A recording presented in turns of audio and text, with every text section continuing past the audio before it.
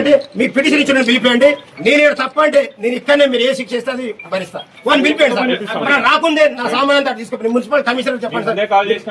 చేసి municipal commissioner కి ఎవరు చెప్పారు? ఎట్లా నా సామాన్ పర్మిషన్?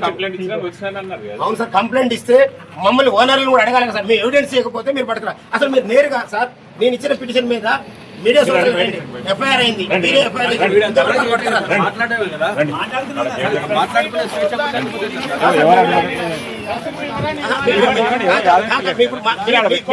వచ్చిన మీకు ఎవిడెన్స్ ఇచ్చారు, మీరు సాటిస్ఫై రా కాలేదా? నేను ఇచ్చిన ఎవిడెన్స్ వాస్తవా కాదా?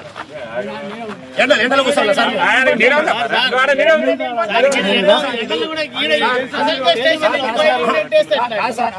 అంటే ఇప్పుడు మేము బీసీలో అన్నానా? అదే రెడ్డి మీడియా సోదరులారా, ఆ పిటిషన్ ఇచ్చిన ఆయన వాళ్ళ వాచ్మెన్ అంటే ఎవడో తెలియదు. గాలిలో ఒక పిటిషన్ ఇస్తే ఎస్ఐ గారు అక్కడ ఉన్న పిల్లలు బీక్కొని మున్సిపాలిటీ వాడు పోయిండు.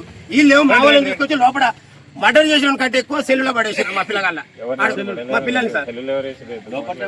కాదు సార్, మీరు ఎట్లా పోతున్నాడికి సార్? ఈ పోలీస్ స్టేషన్ ప్రజల కష్టం మీద నిర్మించబడేది. మీరు ప్రజల కష్టార్జితంతో మీరు జీతాలు తీసుకుంటారు. మీరు రెడ్ల కోసము ఇక్కడ ఉన్నటువంటి అధికార పార్టీ వర్గాల కోసం మాత్రం పనిచేయకండి సార్. దయచేసి చాలా మంది చరిత్రలో చూసినాం, ఈ అధికారాన్ని అడ్డం పెట్టుకొని అనేక రకాల పింకణాలు చేసినటువంటి వాళ్ళందరూ కూడా ఇలా ఎక్కడో మీకు తెలుసు. కాబట్టి మేము ఏమంటారు అంటే మా తప్పు ఉంటే మా మీద యాక్షన్ తీసుకోండి, కానీ గాల్లో పిటిషన్ ఇస్తే మా వాళ్ళని తీసుకొచ్చి లోపల కూర్చోబెట్టడం అనేది మంచి పద్ధతి కాదు సార్. ఇదైతే మేము ఇట్లాంటి పునరావృతం అయితే మీరు ఇక్కడ ఉన్నటువంటి మెజార్టీ వర్గాల యొక్క ఆగ్రహానికి మీరు కాక తప్పదు సార్. దయచేసి ఇప్పటికీ 100 మంది వచ్చారు, కానీ వాళ్ళకి మంచినీళ్ళు కూడా ఇవ్వాల్సిన బాధ్యత ఉంది సార్. మీకు వాళ్ళు అన్యాయంగా మున్సిపాలిటీ వచ్చి వాళ్ళ సొమ్ము కష్టాలు పిల్లలు వేసుకుంటే ఎక్కకపోయిండు. మేము ఏమంటున్నాం, ఇప్పుడు మున్సిపల్ కమిషనర్ పిలవండి. మేము పిటిషన్ ఇచ్చినాం మీకు, మీరు ఇప్పటికి మీడియా ముందర పిలవండి. పిలిపిస్తే వీళ్ళ ముందు సమాధానం చెప్తారు సార్. ఏ రైట్ తో తీసుకోవాలి? మాకు పర్మిషన్ లేదా?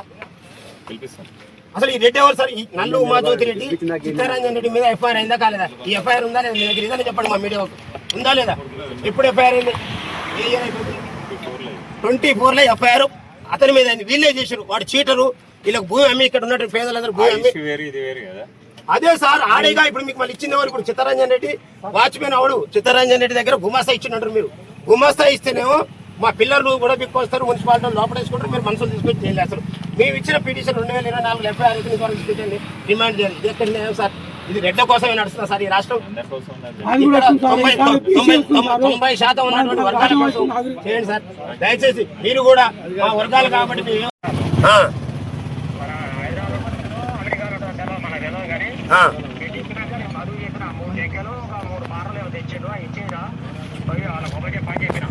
కాదన్నా, నేనేమంటున్నా అంటే మీరు మున్సిపాలిటీలో పనిచేస్తారు కదా, మీకు అక్కడికి ఎవడన్నా కంప్లైంట్ ఇచ్చినోడు రిటర్న్గా వచ్చి కంప్లైంట్ ఇస్తేనే చిప్పులు అరిగిందనక యాక్షన్ ఉండదు. మరి వాడు ఎవడో ఇప్పుడు ఆయన మీద 2 ఎఫ్ఐఆర్లు అయి ఉన్నాయి. ఆడ చీటర్ అని ఇక్కడ పోలీస్ స్టేషన్లో కేసు ఉంది. పోలీసు వాళ్ళకి ఆసోయి లేదు. మళ్ళీ వాళ్ళు ఆడవాడు ఫోన్ చేసి అనగానే పోయి వాళ్ళు వస్తారు ఆడికి. అయితే మీరు ఆ సామాను పిల్లలు మీ స్వయానం మీ సంతకాలతోని పర్మిషన్లు ఇచ్చినటువంటి భూమి అది వజ్రా హోమ్స్ అనేది మీకు తెలుసు. 15 ఏళ్ల క్రితమే లేఅవుట్ అయిపోయినటువంటి వెంచర్ అది. మీరు వచ్చి కాదన్నా, మీరు ఒక ఆఫీసర్ అట్లా మాట్లాడద్దు. పర్మిషన్ లేదని ఎవడో కాదు, పర్మిషన్ లేదని ఎవడో ఒకడు గాలికి పోయేటోడు చెప్తే మీరు రిటర్న్గా చూసుకోవాలి కదా. నా పేరు కాదని అంటే నా పేరు చెప్తే తప్పున ఒప్పున చేస్తావా? అక్కడ సామాన్యుడు ఇల్లు కట్టుకుంటుండు. అరే బాబు నీ కాడ పర్మిషన్ ఏముంది బిడ్డ, నీ కాగితాలు ఏముందని అడగాలి కదా. లేవు అన్నది ఎవరు? మేస్త్రి కార్డు ఉంటాయా? పర్మిషన్ కాగితాలు ఇంటి ఓనర్ కార్డు ఉంటాయా? అవునన్నా నేనే అనా ఇప్పుడు ఇల్లు కట్టుకుంటున్న కాడు ఉంటుంది, ఇల్లు కట్టుకుని ఓనర్ని పిలిపిరా అని చెప్పాలి. నువ్వు వచ్చి 2 నిమిషాల్లో మేస్త్రి కాడ పర్మిషన్ కాగితం ఎందుకు ఉంటుంది? వాని కాడ వాడు కట్టే ప్లాన్ ఉంటుంది. నేనేమంటున్నా అంటే మేమేదైనా నేను హైకోర్టుకు పోతా. ఇప్పుడు అన్నిటి మీద వాడు ఎవడో వచ్చి ఆ సామాన్లు ఎత్తుకపోయినోడిని ఇమీడియట్గా వాని మీద ఏమైనా యాక్షన్ తీసుకోకపోతే మీ కమిషనరు మీరు అందరూ కూడా ఇవాళ నేను అక్కడ లీగల్గా ఉన్నా, లీగల్గా లేనోడు వచ్చి మీకు ఫోన్ చేస్తే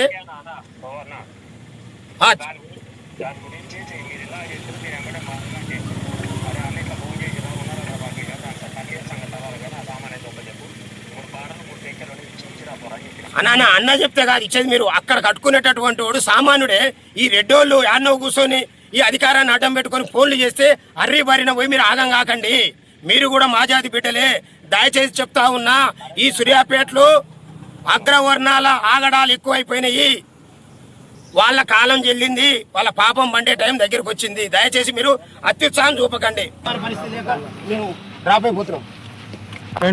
ఈ సూర్యాపేట నియోజకవర్గంలో మరి జరుగుతున్నటువంటి భూ కబ్జాలకు నిదర్శనం ఈరోజు సూర్యాపేట రూరల్ పోలీస్ స్టేషన్లో 2024లో నల్లు ఉమాజ్యోతి రెడ్డి, నల్లు చిత్తరంజన్ రెడ్డి అనేటటువంటి అగ్రకులాలకు చెందినటువంటి వాళ్ళు ఆనాడున్నటువంటి జగదీశ్వర్ రెడ్డి ప్రోద్బలంతో మరి అనేక రకాల అక్రమాలు చేసి దాని తర్వాత దామోదర్ రెడ్డి గారికి ఆ కేసు బదలాయించబడి మళ్ళీ దామోదర్ రెడ్డి గారి దగ్గర ఉన్నటువంటి దామోదర్ రెడ్డి గారి కాడ శంషాలు ఆ కేసులో ఇన్వాల్వ్ అయ్యి మరి అందులో పుణ్యానికి భూములు వస్తున్నాయి అనేటటువంటి దురాశతోని ఇన్వాల్వ్ అయ్యి మరి వాళ్ళ ఆ భూముల మీద కబ్జా పోతున్న సందర్భంలో 2024లో ఇదే పోలీస్ స్టేషన్లో నల్లు చిత్తరంజన్ రెడ్డి, నల్లు ఉమాజ్యోతి రెడ్డి మీద ఎఫ్ఐఆర్ చేసినటువంటి చీటింగ్ కేసు పెట్టినటువంటి చరిత్ర ఈ పోలీసులది. మరి ఆ రోజు నుండి ఈ రోజు వరకు మేము అనేక పర్యాయాలు వాళ్ళని పిలిపించండి, మరి అనేక రకాలుగా ఇబ్బంది పెడతా ఉన్నారు. అక్కడ ఇల్లు కట్టుకునేటటువంటి వాళ్ళని లీగల్గా అందరూ కూడా అన్ని ఆధారాలతోని సర్వే నెంబర్ల యుక్తంగా అక్కడ కొనుగోలు చేసి మున్సిపాలిటీలో డిటిసిపి లేఅవుట్ నాలా కన్వర్షన్ని సక్రమైన పద్ధతిలో కొనుగోలు చేసి మరి నిర్మాణాలు చేసుకురని చెప్పి నేను గత నెల రోజుల క్రితం కూడా మీడియా ద్వారా మాట్లాడడం జరిగింది. పబ్లిక్గా నోటీస్ ఇవ్వడం జరిగింది. అయినప్పటికీ ఇక్కడున్నటువంటి అధికార పార్టీ దుర్మార్గపు అగ్రవర్ణ దురహంకారుల యొక్క ఆగడాలతోని మళ్ళీ ఈరోజు అక్కడ నిర్మాణం చేపడుతున్నటువంటి వజ్రాహంసులో న్యాయంగా కొనుక్కున్నటువంటి సక్రమమైనటువంటి లబ్ధిదారు నిర్మాణం చేసుకుంటుంటే ఎవడో ఒకడు గాలిలో ఎవడో నల్లు చిత్తరంజన్ రెడ్డి గుమస్తాట. మరి మేము వచ్చి ఇప్పుడు 2 గంటల నుంచి వెయిట్ చేస్తున్నాం. సిఐ గారి దగ్గర కూర్చున్నాం, ఎస్ఐ గారి దగ్గర కూర్చున్నాం. రమ్మనండి అంటే ఎవరు రారు. కానీ వాళ్ళు ఎక్కడి నుంచి ఫోన్లు వచ్చినాయో తెలియదు. కానీ అక్కడ నిర్మాణం చేపడుతున్నటువంటి పిల్లర్లు, అక్కడ మిషన్లు, అదేవిధంగా రాడ్ బెండింగ్ చేసేటటువంటి బెండింగ్ మిషన్లు అన్నిటినీ హుటాహుటిగా ఇచ్చుకొని మున్సిపాలిటీ వాళ్ళు దొంగల మాదిరిగా ఇవాళ అక్కడి నుంచి దాదాపు 4-5 లక్షల ఖరీదైనటువంటి సామాన్ ఎత్తుకపోవడం జరిగింది. నేను చెప్తా ఉన్నా మున్సిపల్ కమిషనర్ గారికి, నీకు దమ్ముంటే వజ్రాహంస్కు రా. గతంలో ఉన్నటువంటి కమిషనరు, గతంలో ఉన్నటువంటి ప్రభుత్వ పెద్దలు చెప్పినట్టుగా పర్మిషన్లు క్యాన్సిల్ చేసి అక్కడ ఉన్నటువంటి శైలేంద్రాచారి, వీరాచారి, ఉపేంద్రచారి అన్నదమ్ములు కట్టుకుంటున్నటువంటి నిర్మాణంలో అడ్డంకులు క్రియేట్ చేసి పర్మిషన్ రద్దు చేస్తే హైకోర్టుకు పోయి హైకోర్టులో నీకంటే ముందున్నటువంటి కమిషనర్కు ఏ రకమైనటువంటి బుద్ధి చెప్పినరో మరొకసారి గుర్తు చేసుకో. మిస్టర్ కమిషనర్ గారు, హనుమంతరెడ్డి గారు, నువ్వు రెడ్డిల కోసమే చూసుకుంటున్నది. నీకు ఒక రెడ్డి మాత్రమే జీతాలు ఇవ్వట్లేదు అనేటటువంటి వాస్తవాన్ని కూడా గుర్తు చేసుకో కమిషనర్ గారు. ఇక్కడ నేను ఎస్ఐ గారి దగ్గర నుంచి మాట్లాడితే మాకు సంబంధం లేదు, మేము చెప్పలేదన్నారు. నేను ఎస్ఐ గారు మాట్లాడేది లైవ్లో రికార్డ్ చేయించిన. కమిషనర్ గారు చెప్తే టీపీఓ సోమయ్య గారు అక్కడ ఉన్నటువంటి ఐరన్ మొత్తాన్ని దొంగతనం చేసి తీసుకుపోయిందని చెప్తా ఉన్నారు. ఖబర్దార్ మున్సిపాలిటీ, నేను ఇప్పుడు చెప్తా ఉన్నా, వజ్రా హోమ్స్లో మీకు ఎవడు ఫోన్ చేస్తే అక్కడ మా బడుగు బలహీన వర్గాలు ఇల్లు నిర్మాణం చేసుకుంటుంటే వాళ్ళ సామాన్ ఎత్తుకపోయారు. మరి మీరు బేషరతుగా వాళ్ళ సామాను వాళ్లకు ఇచ్చి మీ తప్పును ఒప్పుకోకపోతే ఈ చట్టంలో న్యాయ వ్యవస్థ చాలా గొప్పది. న్యాయ వ్యవస్థ ముందు నీకైనా నాకైనా సమానమే. అందుకనే చెప్తా ఉన్నాం, ఇవాళ నల్లు ఉమాజ్యోతి రెడ్డి, చిత్తరంజన్ రెడ్డి గుమస్తాని పోస్టులో ఒక లెటర్ పంపితే ఇక్కడ ఉన్నటువంటి పోలీసు వ్యవస్థ, అక్కడ ఉన్నటువంటి మున్సిపాలిటీ వ్యవస్థ హరీబరీగా అవతలోనికి ఏముందో లేదో కూడా కనీసం ఎంక్వైరీ చేయకుండా ఇవాళ మా పిల్లల్ని తీసుకొని వచ్చి అక్కడ పోలీస్ స్టేషన్లో మర్డర్ చేసిన కంటే హీనంగా సెల్లు లోపల పడేస్తారు. వాళ్ళేమో ఆ రకంగా తీస్తారు. అందుకనే ఈ మీడియా సాక్షిగా చెప్తా ఉన్నాం, ఈ రాష్ట్రంలో మెజార్టీ వర్గాలని మరి 80 సంవత్సరాల నుండి ఈ రకమైనటువంటి కుట్రలు చేసి ఈ మెజార్టీ వర్గాల పక్షాన పోరాటం చేస్తున్నటువంటి నా మీద ఉన్నటువంటి కుట్రతోనే నా వర్గాలు కొనుగోలు చేసి నిర్మాణం చేసుకుంటున్నటువంటి ప్లాట్లలో ఏలు పెడితే మీ అంతు చూస్తాం. ఇక మిమ్మల్ని వదిలిపెట్టేది లేదు. సూర్యాపేటలో ఈ కాంగ్రెస్ పార్టీ గుండాలు మరి అలా చెప్పిన దామోదర్ రెడ్డి గారి పుత్రరత్నానికి అర్థమయ్యేటట్టు చెప్పిన గౌరవ సర్వోత్తం రెడ్డి గారు అని చెప్పిన నీ పక్కన దొంగలు చేరీరు. మీకు ఇప్పటికే ఇక్కడ ఉన్నటువంటి ప్రజల పాపం తలిగి లేదా ఇంకా కూడా సర్వోత్తం రెడ్డి నీకు దమ్ముంటే రా వజ్రాహంస్కు. నీ పక్కన తిరిగేటోడు అక్కడ పేద వర్గాలు ఇల్లు నిర్మాణం చేసుకున్నటువంటి ఇళ్ల మీద ఇండైరెక్ట్ గా దాడులు చేస్తా ఉంటే ఏం చేస్తున్నావయా? నీకు మర్యాదగా చెప్పినాం కదా. మేము చెప్తా ఉన్నాం. నల్లు ఉమా జ్యోతిరెడ్డి అయ్యాల జగదీశ్వర్ రెడ్డి, నేను జగదీశ్వర్ రెడ్డి ఎమ్మడున్నాడు.